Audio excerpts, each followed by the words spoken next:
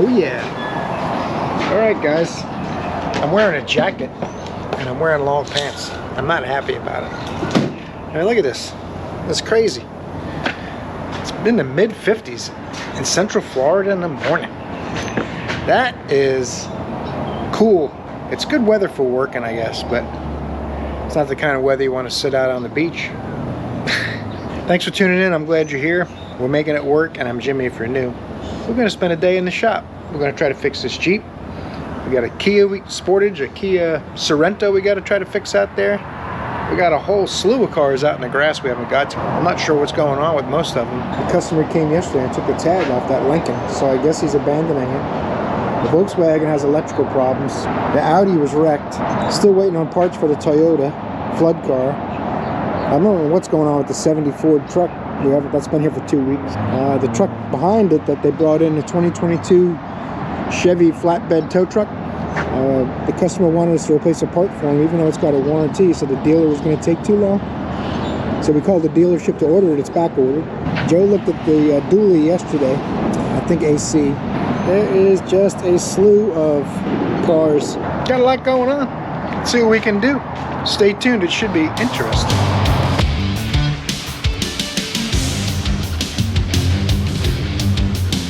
Alright, they said, hang on, the parts are coming for this. She's going to leave it till Tuesday, so I was going to put it out in the grass. Then she called this morning and said, no, I got to have it for the weekend, taking my kids somewhere. So I'm going to put this all back together. The sending unit's going to come in next week, and then we'll take it back apart for the 5th time. So, I hope they're paying me. I guess they are. I'm going to put this all back together real quick. I'm not even going to film it. I'm just going to put it back together, get it out of my shop. And by then, maybe the parts for the Jeep will be here, so I can finish that one. So we'll come back when I'm working on the Jeep, probably. You guys know how I'm always way too positive about things. Oh man, what did I do? It's gonna charge it up now. And then Friday, tomorrow, we'll switch over to the 11, see what happens. All right, let's see what we got here. Let's see. Nicely packaged. Oh, got the dryer on it. That's nice. That looks like the right one. Let's do it. Screw in the studs. Drop in the condenser.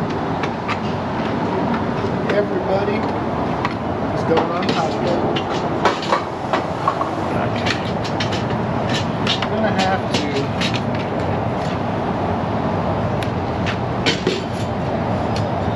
to bend that straight. It's not quite straight. Alright, drop this down in a little slot. Get these hoses, make sure they're going to go in their respective locations. Probably a little hard to see in there. I don't have my light over here. Get this tight. Uh-oh. It's not. It felt like it was started in the hole, but I guess not. That's terrible news. I hope this thing's machined right, because it'll be the 6th condenser otherwise. This line is not going all the way in. And I'm not waiting for a 6th condenser or a 5th condenser, I lost count, whatever it is. So this is going to come back apart, and I'm going to find a way to sand that line or something to get everything to mate. Because all that really matters is that the washer seats flat against both surfaces, so it'll seal. So let's pull this back apart and have another go.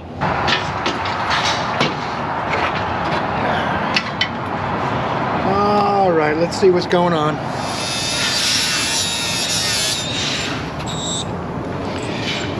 We'll see if that does it. Make sure there's no burrs or anything. Sand off that little tube just a tiny bit. Now I'll put the sealing washer back on, see how it fits. Alright, quite a bit better. I also took the studs out. It had bolts originally, so I think the studs and the hole might not be lined up perfectly or something like that, but it did fit in quite a bit easier. It's not 100% in yet, but I'll use the bolts to pull it in the last 30 thousandths of an inch or so. I'm not going to use the studs. I'll just clean these up and use them.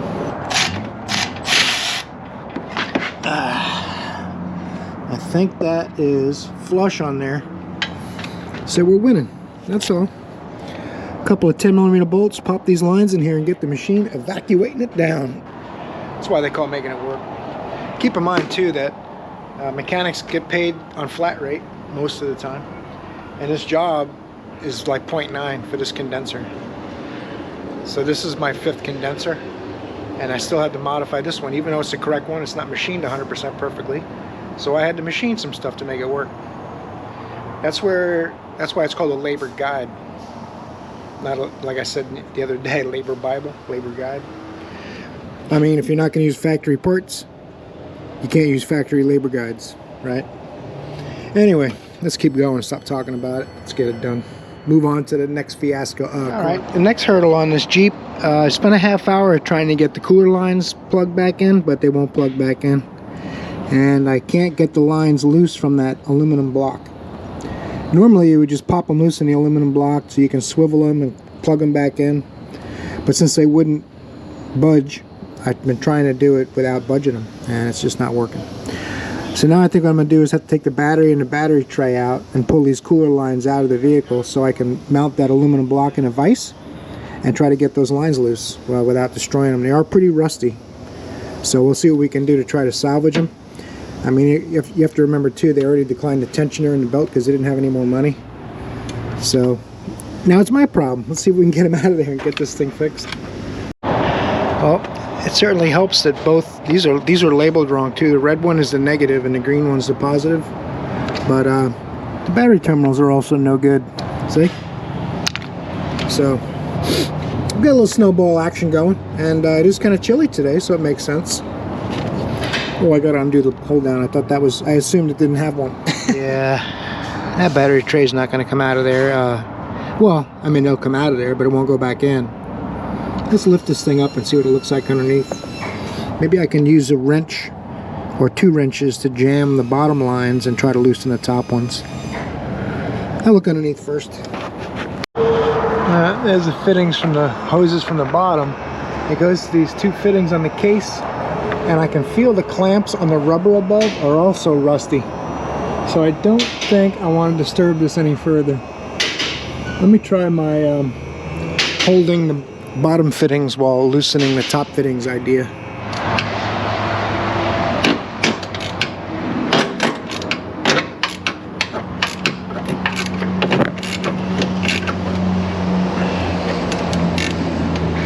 It's getting there. It's not going to come out in one piece, but it's going to come out one way or another. If I have to, I'll make a line for it, I guess.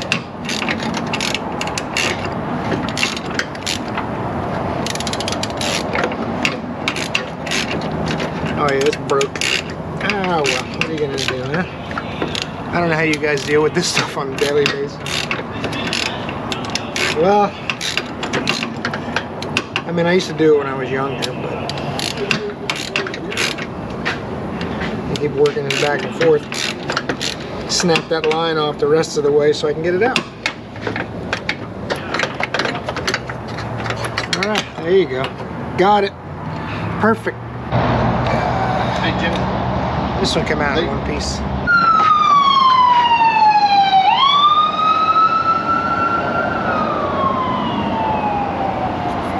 Alright, for my next trick, 2014 I believe this is. Kia. My goodness gracious. Customer did a tune-up and coils, and it still misfires and the check engine light's on. And we're going to find out why. Kia is the name and Sportage is the game. You might see that there is quite a bit of clutter in here, but no food or anything like that. Got a nice little trash bag to keep some of the remnants in. That's nice. A couple drinks in case you get a little thirsty. No harm in that. I'm going to give this thing a 4 on the love scale. It's almost a 5. If it wasn't for the drink containers, I'd probably bump it to a 5. But we're going to go ahead. I'm going to turn this key on while it's trying to auto scan. I think it's a 2014. It's got 126,243 miles. On a Kia, it's probably on the 3rd engine by now. Because they go about, what, 50, 60,000? Roughly. Could be on the 2nd engine. I shouldn't be mean. 2014. We're going to do a local diag. We're going to go through the topology. Look down below in the description. I got a discount code from TOPDON, And I think they're under $700 now, but it's only for 4 days. I think it's November 24th to November 28th, I believe. But it's in the description below the video, and you can see when what those dates are exactly. Let me see here. We're going to automatically search, get this car in the system, and see what kind of codes it's got and go from there. U.S. area. Okay. Oh yeah. Smart scan your little booty off. Do it! Do it! It's only got one code, but I'm still going to email it to Katie so that she'll be able to have documents on this car. Also attach the invoice number as well as the mileage, so that can all be documented as well too. So now we'll go back and we'll see what the code is. 304, cylinder 4 misfire in history. Not a current code. That's interesting. Let's start it up, see how it runs. Paul pulled it in for me while I was working on the Jeep Compass debacle. I mean AC. That's what I meant. I didn't mean debacle. Seems to run pretty good. Check engine light is also not on. Alright, so what we'll do now is I'll go into the engine computer and I'll see which cylinder is misfiring if it lets me. No, not on that one. Let's try it, an actuation test. Nope. Okay, let's go to data. Should just be in the data stream. If it's not in those two, it'll be in the data stream portion. So we'll bring that up. It's probably going to have an individual. You have to select all 4 cylinders to watch all 4 misfire. It should say cylinder misfire or misfire cylinder. I don't see it. Oh, wait a second. Total counter of emission relevant misfiring. Total counter of catalyst damaging. 1, 2, 3, 4. Let's try that. Right now, no misfires. Let's give it a little gas. I can hear engine noise when I hit the gas. I can hear like it sounds like a rod bearing, or listen very closely. I'll do it again.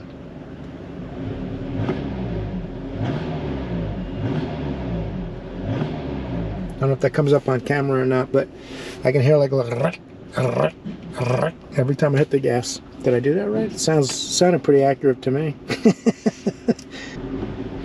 Not a single misfire.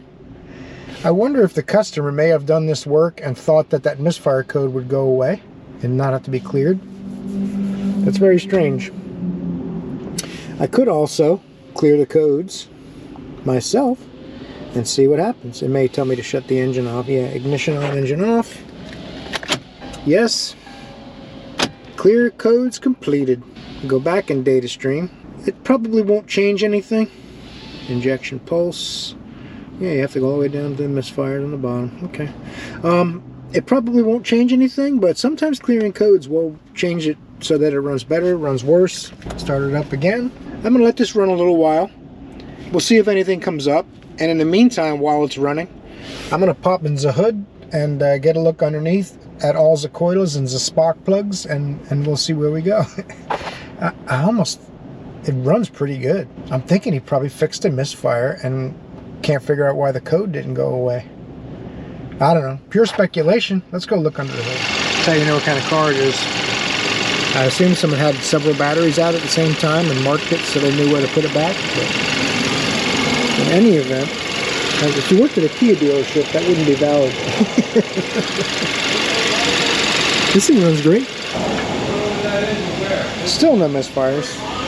Let me go ask them up front, see what's going on with this thing for real. See if they can get in touch with Paul Harvey on the other side. Monster truck, Cadillac. Monster truck, classic Cadillac. I don't know, I can't make up my mind. Alright, Cadillac. Let's do the 99 Cadillac Coupe de Ville d'Elegance. The standard in the industry for luxury and performance. Oh, it's one of them days, folks, but we're having fun. We're not making any money, but we're having fun. 93,062 miles on this car. I thought it looked clean. It's a cream puff. The customer wants his window checked. One of his windows don't work. 0.5 diagnosis. So, we're going to get it in the shop and tell him he needs a new door panel and a window regulator. because that's probably what it's going to need. We'll try to deal with just a window regulator first, but let's see what happens. Uh-oh. Uh-oh. That one works. That one works. All right, driver's window. Sometimes what I'll do on these too, I'll open the door, just see if it's a wire problem. Hold the switch down, open the door. Just move the door around while you're holding the switch, see if it'll work. Nothing. You can also give a good tap on the door. See if it's a motor, but nothing's happening. That's discouraging. So for 0.5, what I'll probably do is see if the switch assembly will come out. I can check for power and ground, come out of the switch pretty quick and easily. Getting to the regulator, that's taking the door panel off. That doesn't happen for a 30-minute diag. But I can get my test light or a voltmeter and see what the switch is doing. I got power and ground going in the switch, but now does the switch send out power and ground? That's our next task.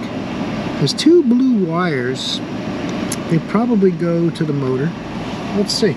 We'll go to those two blue wires and we'll go down. We'll go up. Ooh, I can hear the engine change speed. There's a voltmeter. When I push down,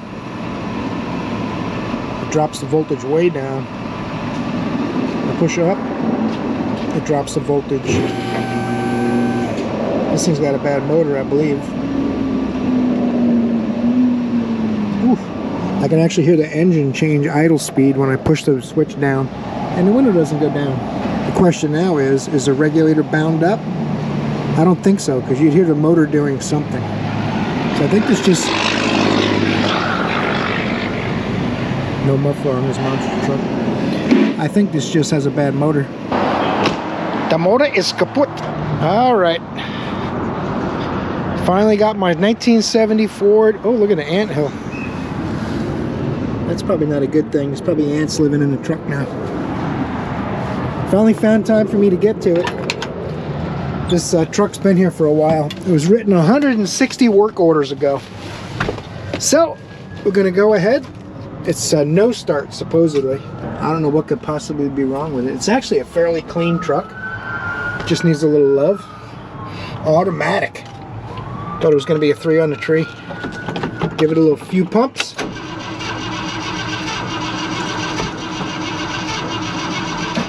Got a lot of custom toggles. Do any of them do anything? I don't know. Main, auxiliary, fuel tank. I don't know what these do. Let's try it again.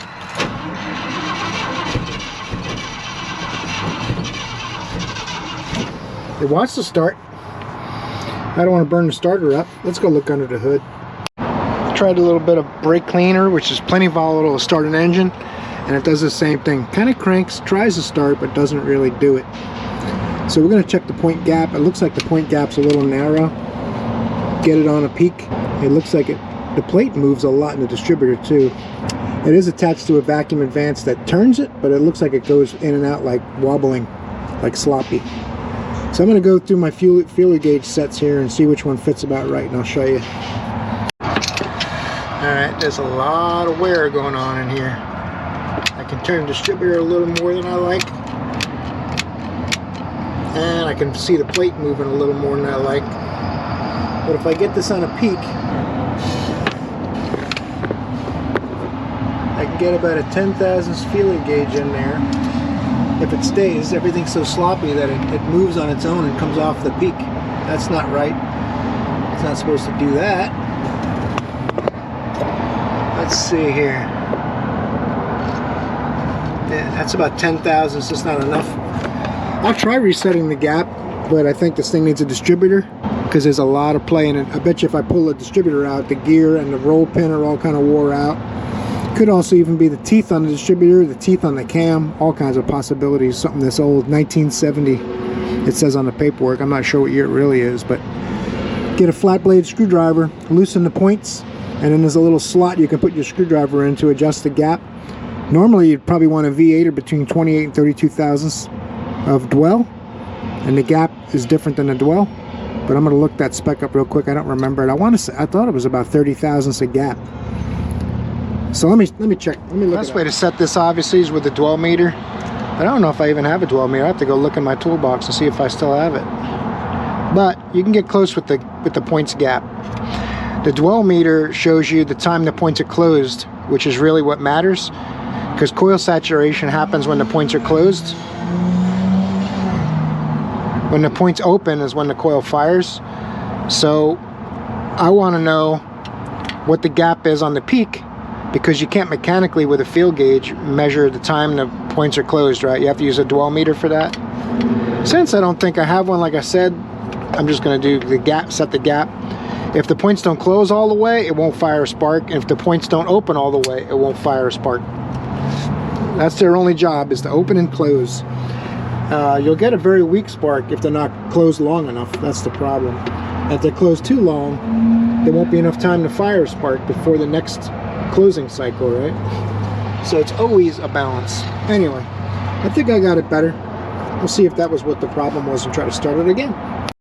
Sometimes just the act of cramming a feeler gauge in the points will clean the points, because they get buildup or spikes, because every time the points open and close, it's a little arc, right? So sometimes just putting a feeler gauge in there will clean the points up. If that's the problem, it'll start, right?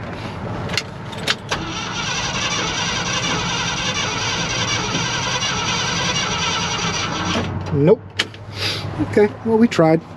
I'm going to see if it has spark at all by pulling the lead out of the cap, seeing if the coil is firing a spark. One thing I don't like, the distributor's not tight. Let's try advancing it and seeing if it starts. It sounds like it's got spark, testing for spark. It's got some kind of fuel. I sprayed brake clean as well. That didn't work. Try moving the distributor around, see what happens. So they didn't tighten the distributor, and it finally moved so that it was so far retarded it wouldn't let it start. Let me get a distributor clamp, or a 1/2-inch wrench, it's also known as, with a special bend in it. Tighten the distributor down so it doesn't move again, and then we'll check the timing, see how that goes. I'm gonna pull this thing into a nice shady spot too. What do you say? I'm tan enough. That's what my Irish grandma used to always tell me.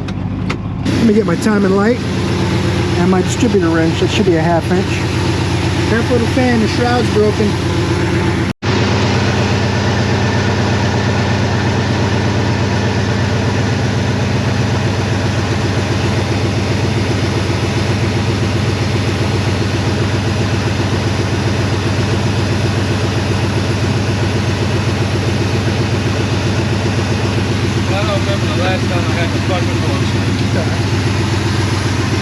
See if you can see that tire mark there.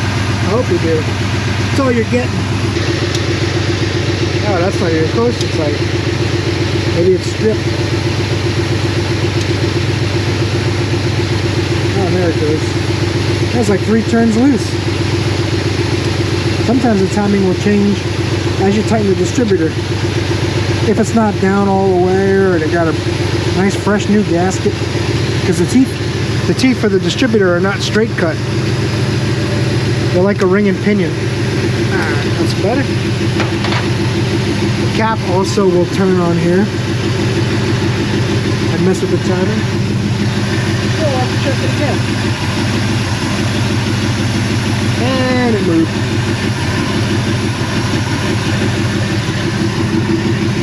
I'm going to turn the cap and see if that changes the timing.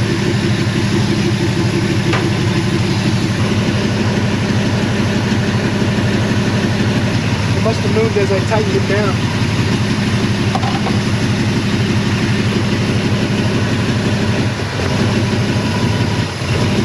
That's weird.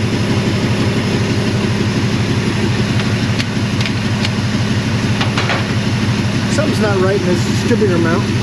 Now I can't turn it now that I tightened it down. Even though I loosened it back up, I can't turn it. And the timing has retarded about 6 degrees, it looks like. I'm going to play with this a little more. We'll try to get it locked in.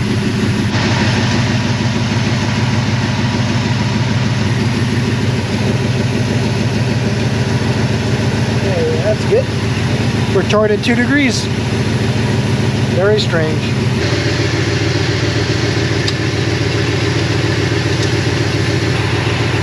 Do not like that cap turning on there that much. They always move a little on Fords. Perfect.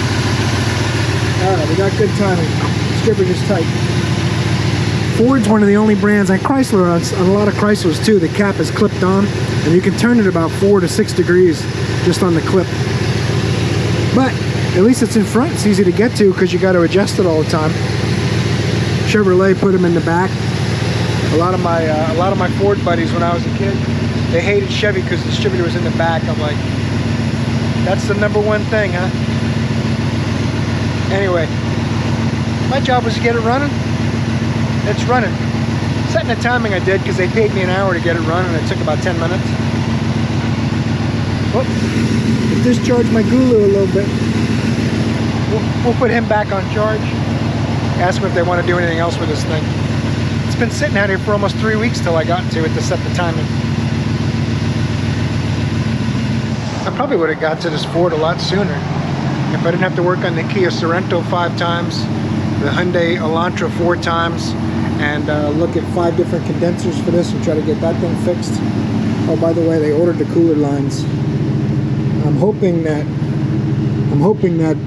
I can just take. They had to get a block and the lines. I'm just going to leave the original block in there because I don't want to disturb the lower ones and end up needing those too. This is another vehicle turned into a project. That's why they call me Jimmy, making it work. Because I got to dance with almost every car. That's what happens when you work on a lot of weird, unusual vehicles and flood vehicles and stuff. So I do what I got to do. I roll my butt off. It's good cardio.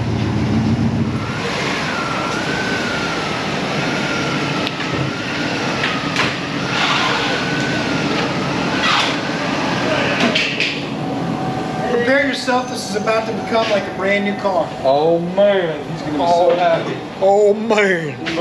This just snaps on. Got some electrical connectors we got to deal with. And this one I already had out. 4 electrical connectors. 6 electrical connectors in these old Cadillacs just to get the door to work. I think the rest of the panel clips on. I'm going to get these connectors out of here and then check around for any perimeter screws it might have. That's the only screw I can find. She's a big girl too.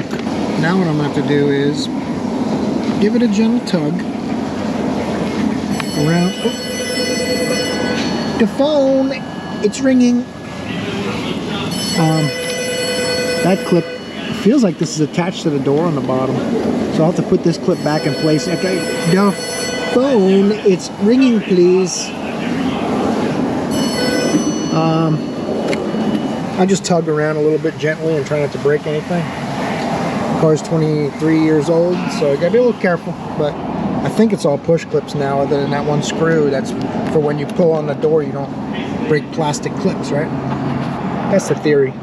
This lifts up like the Buicks and stuff. I don't know if some of you guys are mechanics at all. You might remember they have like a slot and the clips slide up to pull it off.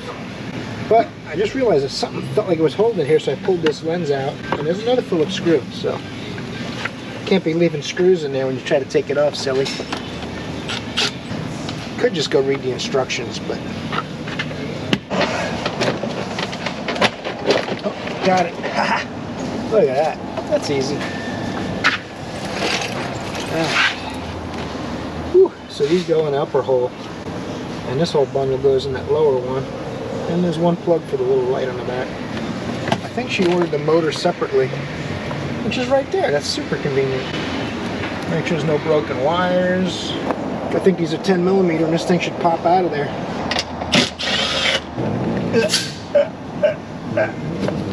Why do I hear the seat move when I pull on the motor? That is very strange.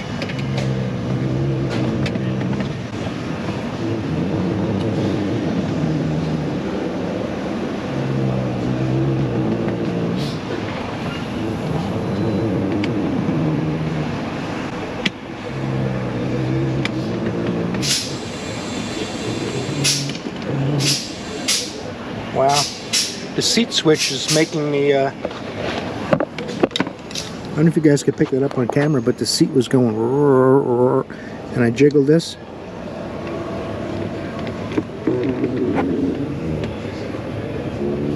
I'm not touching the button.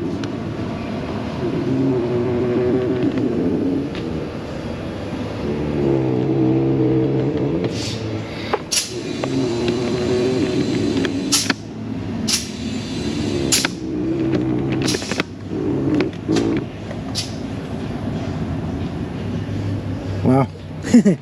Needs a switch. Anyway, I was pulling on the motor, hearing the seat make noise. That was pretty funny. But it had nothing to do with it. It was just that switch. I'm gonna get something to pop this out. I think it should just slide in. The teeth should spline in there. I hope.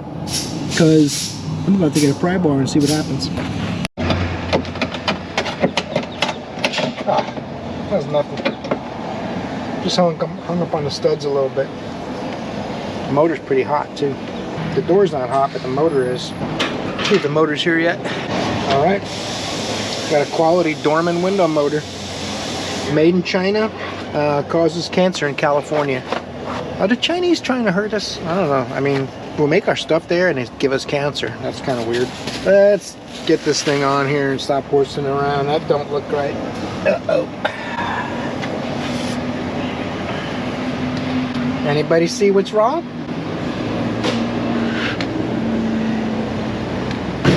Wrong part. This is for the right side. I wonder if there's a way I could use it anyway.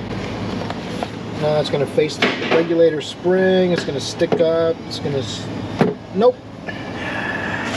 Alright. That's the kind of day it's been. I was just teasing Katie too. I said, did the first window motor get here? She said, what do you mean the first? I said, it's not going to be right. I thought I was kidding. I wasn't.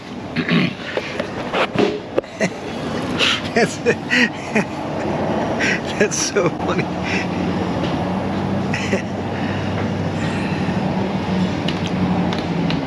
Right close to the belt. You gotta look at this Lincoln. The trunk's not closing. Don't be alarmed. The Cadillac and the Lincoln aren't doing butt stuff. I just gotta find out why the trunk don't close all the way. So I got my voltmeter back probed in here. Doesn't matter which is positive, which is negative. 2 wires to the motor. I'm just gonna look real quick, shut the trunk, and see if the motor gets power and doesn't do anything. If it doesn't get power, then it gets more complicated. But motors go bad in these a lot. Don't crush your voltmeter.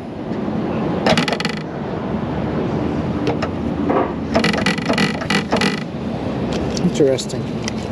It is not getting power as long as my connections are good.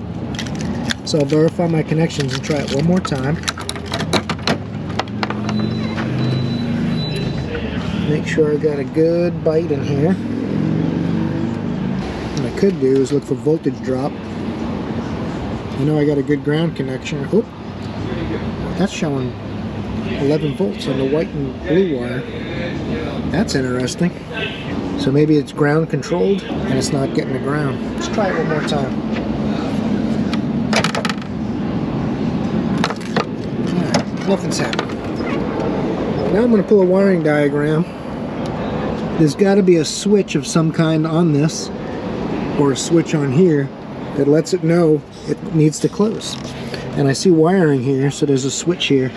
So possibly, if the switch doesn't know the latch is up, it won't pull it down. It thinks it's already down. So that's my next thing. Pull a wiring diagram, see where we go. Alright, the violet and orange and violet white wires on this are the switch state. When the switch closes, it grounds whichever one. When it's open, it grounds one. When it's closed, it grounds the other. So that the computer knows to run the motor or not run the motor. So we're going to check now and see if it grounds one of these wires at the appropriate time. Oh, I got to reconnect my ground now. And a back probe. Get a ground on here. I'm going to close the trunk, see what happens. Okay, they're both grounded all the time, it looks like, according to my testing. I don't have voltage on either wire. I'm supposed to have voltage until it closes, then it takes the voltage away. So something might be shorted here. I unplugged it to see if I have voltage with it unplugged. If I do, then the trunk latch is defective or faulty. It's not a new one, so I got 12 volts. Let's go to the other violet wire. It's not easy to do with one hand. You guys ought to try this sometime. I'm telling you, it's exciting. 12 volts on both of them. I plug it in, and I lose my voltage. So it's not supposed to lose the voltage until you close the trunk. So this thing's got to have a bad trunk latch. Yep. All right. Let me let them know up front. I'm going to unplug this, see if it runs the motor again, or it does anything different. Nope. Okay. I'm going to tell them up front this thing's got a bad latch. It's pulling these wires to ground. It's not supposed to until you close the trunk. Just to clarify on that Lincoln, the reason that the trunk isn't being pulled down is because the two switches in the latch are both sending out a ground. One's supposed to be ground and one's supposed to be power. And when the state of the trunk switches, then those wires switch polarity. The other one goes to power, the other one goes to ground, and it knows to pull that thing down. But since both switches are grounded, it can't power the motor to pull the trunk down. So I don't know if I was clear enough in that earlier explanation, but we got the right window motor for this here Cadillac. So that's what we're going to do, try to get it done real quick. Shouldn't be a problem. We got an hour left in the day, right? Oh, should I not have said that? The mechanic's curse. My goodness, haven't I learned anything? I took a lot of the grease off the old motor with this pocket screwdriver, put it all over the gear and the bushing so that the new motor would have some grease on it. The grease it comes with is really good stuff. 20-something years old, it's still soft and pliable, so I'm going with it. Now, what we could do, should get a bigger screwdriver. Pocket screwdriver's not much better. Let's get a bigger screwdriver. Alright. So it moves, that's good news. Refer back to the mechanic's curse, please. I shouldn't have said anything. I'll never learn. Too optimistic. A little bit of tap goes right on. Came with new hardware, but I'm hoping I don't need it. The bolts do appear kind of short. We will see if these will grab. If they don't grab, I'm going to have to pop these studs out and put the longer ones in. Ha. They grab. It's good enough for the girls I go with. Sorry, honey, it's just a joke. Just a joke. Anniversary week, you can't make jokes like that, man. What are you thinking? Been married 36 years, you think I'd have learned by now? No. Knucklehead. Comes with adapters, more serious note, because the motor's universal. It fits like 30 different applications. That way the Chinese kids can make a lot of money to buy lunch. So this plugs into the motor, and I already found the right adapter for the car ahead of time, so you guys didn't have to watch me rummage through connectors. It comes with like 3 connectors. I'm gonna check it out and see how it works, plugging that switch in. All right, I don't have to plug them all in, but I do have to turn the key on. Oh, look at that. I should do this professionally. I'm sure I did it wrong for somebody. The comments have been awesome lately. I seem to get a lot of good, funny comments on my shorts videos, people that don't know any better. One guy said I didn't know how to adjust a carburetor. Another guy said I can't fix anything without an OBD2 scanner. Which is really funny today. You guys saw me get that. I got that 70 Ford running. I think maybe I just horse around a little too much in my videos. People take it too seriously. People listen to the phone ring and they take things too seriously. I'm just basically having fun, passing the time, making things humorous even to myself if nobody else. Let's get this thing back together. And this doesn't have the metal clips I thought it did. They're all plastic, kind of like the Fords. They have the little plastic clips molded onto the panel. I thought this had the metal sliders like a lot of the Buicks and Pontiacs had, but alas. But I did find a free nut. Free nuts. This is one of those little tin nuts stuck into the tar. I'm gonna keep it. I'll need it for something else eventually. All right, this will be back on in just a second. All I gotta do is bam. Told you. All you gotta do is pop this trim piece on. Done. It's easy. Just mere seconds. It's because I've been doing this a long time. Don't try this at home. Just pay your local mechanic This whole job paid 1 hour, so I think I got 3.5 hours today. That's all right though. I got a bunch of stuff that's gonna pay off soon if I manage to get it done tomorrow. This one's done.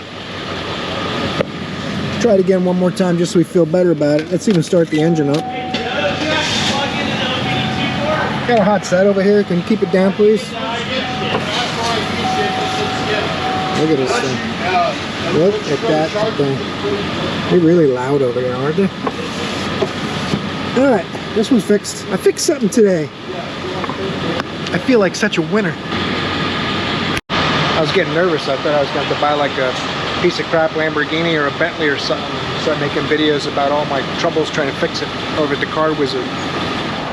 Alright guys, we're locking this thing down for the day. I've enjoyed having you here. A little bit of an odd day, a lot of unusual stuff, but got a few things fixed. Hopefully the transmission cooler lines show up tomorrow for that Jeep so I can get that on this week. The Ford truck's running good, but there is something going on with the choke. It's a little hard to start cold. I think the choke pull-off might not be working. It's designed to just crack the choke flap open a little bit so it doesn't cut off all the air. Because when the choke flap closes, it forces more air through the jets and it'll actually flood the motor pretty bad. But anyway, I'm gonna mess with that probably a little bit tomorrow. I got an 89 Mustang in my bay for tomorrow now too. So tune in tomorrow, it should be pretty interesting. Thanks again for watching today. You guys are awesome. I hope you torque the like button, and I hope I'll see you in the next video.